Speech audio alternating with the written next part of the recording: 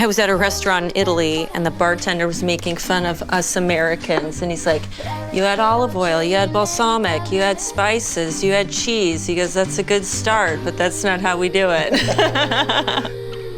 My philosophy on cooking is you always cook from scratch, you always use the best ingredients, but if you're going to, say for example, get a Parmesan, you want to get Parmesan Reggiano.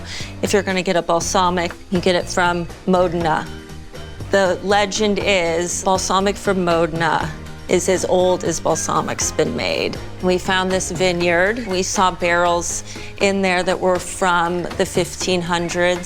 So while we're getting barrel-aged balsamic, it has balsamic in it that is hundreds of years old. So it's really special to go to those small makers who continue that craft on over and over. I finish a lot of pastas with balsamic. I use it with my bread, salad. And then my favorite thing to do, I'll cook a steak and then I finish it with this. We're gonna do a very simple butter pasta with a little mascarpone, and I'm gonna finish it with the balsamic. About as simple as it gets. A little kosher salt, and that is it. A tiny bit of Parmesan. The aged balsamic. Natalia, you wanna come try this? Natalia works with me, and she eats a lot of pasta. I do, so much pasta. Okay, you try.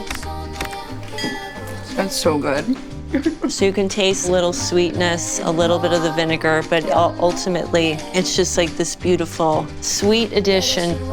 So Jake is coming in with steaks. This Malden salt, and balsamic on top. There you go. Good job. Wow. Mm-hmm. Really It's nice. so good. You guys all have to have some.